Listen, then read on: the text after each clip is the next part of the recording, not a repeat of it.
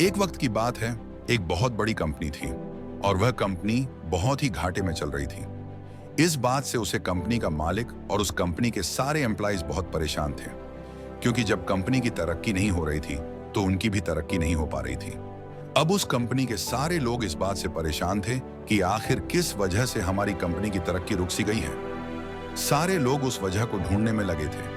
तो एक दिन उस कंपनी के मालिक ने सभी एम्प्लॉइज की टेबल पर एक लेटर रख दिया। जब सारी एम्प्लॉइज ने उस लेटर को खोलकर देखा तो उस लेटर में लिखा हुआ था कि इतने दिनों से जो हमारे कंपनी की तरक्की नहीं हो पा रही थी, इसका वजह हमारी ही कंपनी का एक इंसान था, जिसकी आज डेथ हो चुकी है और हम सब लोग उस इंसान के फ्यूनरल पर अभी जा रहे हैं। सारे लोग रेडी हो जाओ। जब सारी एम्प्लॉइज ने वह लेटर पढ़ा तो एम्प्लॉइज को खुशी तो बहुत हुई कि जिस इंसान की वजह से हमारी कंपनी की तरक्की नहीं हो पा रही थी, अब वह इंसान इस दुनिया में नहीं रहा और अब हमारी कंपनी फिर से तरक्की करने लगेगी। लेकिन वह सारे लोग थोड़ा दुखी भी हुए कि जो भी था तो हमारी कंपनी का इंसान और आज उसकी डेथ हो चुकी है। तो उस कंपनी के मालिक ने सारी एम्प्लॉइज को एक जगह जमा किया और वह सब मिलकर उस इंसान के फ्यूनरल पर गए।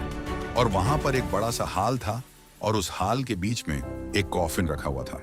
अब उस कंपनी के सारे एम्प्लॉइज एक एक करके उस कॉफिन के पास जा रहे थे और उस इंसान को देख रहे थे। सारे एम्प्लॉइज ये देखने के लिए एक्साइटेड थे कि आखिर वह इंसान कौन था। एक एक करके सारी एम्प्लॉइज उस कॉफिन के अंदर देख रहे थे तो सारे हैरान हो जा रहे थे। उस कॉफिन में कोई इंसान नहीं था, बल्कि उस कॉफिन में एक मिरर रखा हुआ था जिसमें उन सारे एम्प्लॉइज को अपनी ही शक्ल नजर आ रही थी।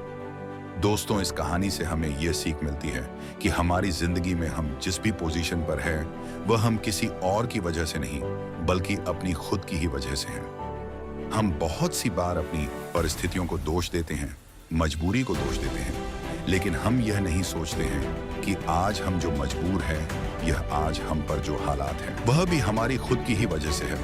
हम हमेशा अपने काम को कल पर टालते रहते हैं, काम करने का भी मूड नहीं है।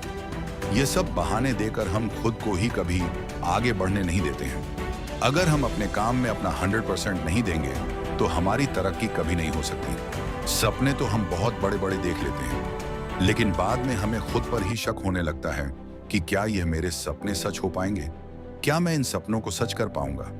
ये शक हमारे दिल में इसीलिए पैदा होता है क्योंकि हमें खुद पता होता है कि मैं अपना सारा दिन किन चीजों पर लगा रहा हूं। हमें रोज रात में गिल्ट महसूस होता है कि मैं आज का दिन भी बर्बाद कर दिया, वेस्ट कर दिया और काम के नाम पर कुछ नहीं किया।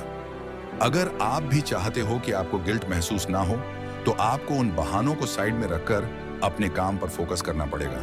वो कहते हैं ना कि मेहनत इतनी खामोशी से करो कि कामयाबी शोर मचा दे।